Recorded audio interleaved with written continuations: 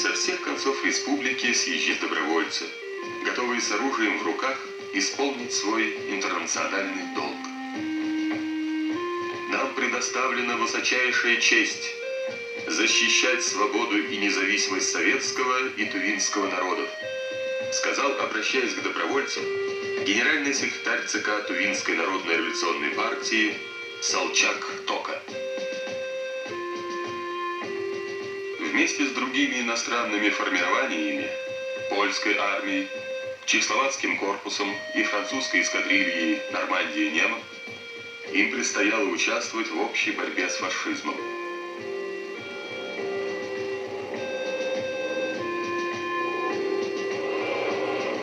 На советско-германском фронте сражались 3 группы тувинских добровольцев – летчики, танкисты и гвардейцы-кавалеристы. Из архива Министерства обороны СССР. В боях за город Ровно великой славой покрыли себя бойцы братского тувинского эскадрона. С криками «Ура!» кавалеристы захватили железнодорожную станцию и затем спешились и во весь рост пошли на врага, поливая его свинцом. Враг в панике бежал от бесстрашных гвардейцев. Яркий подвиг совершил замполит эскадрона Байсклан. Будучи раненым, он возглавил автоматчиков и ворвался с ними на улицы города, воодушевляя бойцов. Гвардии старший лейтенант Мангуш Байсклан в числе первых иностранных был награжден орденом Красного Знамени.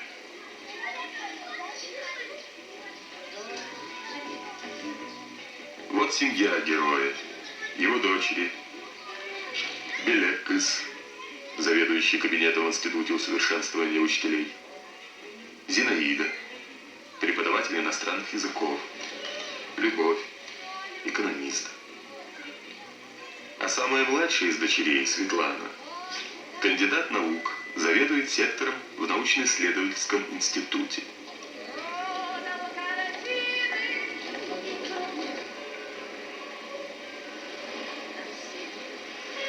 Мангуш Байсклан живет на улице, носящей имя его командира и друга Кичелола, народного героя. Вопрос солдата к солдату. Когда мы уходили добровольцами на фронт, то мы шли защищать свою родину, на которую напал враг. Какие чувства руководили тувинскими добровольцами, которые шли, в общем-то, защищать соседнее государство? Sovyet devleti bizim dövmeyle töreyi cüstüğü olmadı. Şu devlet Sovyet devleti bizim Tavaras Respublika'ya Uygur tarzı bile tuzaramcının, kultura tarzı bile, ekonom tarzı bile Uygur olup tuzaramcının olsa hün krizi oldu be tuğan. İncan bizler Tavaran'ın eküz raşlar varsa frontuza atanıp ortamız. Советский Союз для нас в то время был родным государством. Он помогал нам во всех областях жизни, в культуре, экономике. Поэтому тувинские добровольцы поехали защищать нашу родину. А какой бой вам запомнился больше других? Bizim eküz raşlar biz varında Ukrayna'nın tövü ровно хомрой здесь поточек не гремись біз. Жарға бестің екі зрачтар болса... Ровно, конечно. За освобождение города Верховное главнокомандование присвоило нашему эскадрону почетное наименование «Ровенский», а президиум Малого Хурала наградил его орденом республики. Совместно пролитая кровь навеки сдружила наши народы, и с той поры Ровно и Кызыл — города побратимы.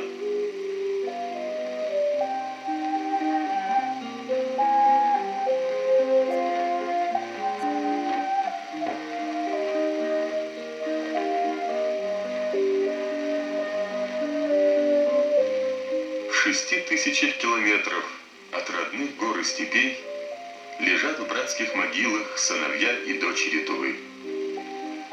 Лежат рядом с русскими и украинцами, белорусами и казахами, грузинами, бурятами, хакасами. Лежат братья.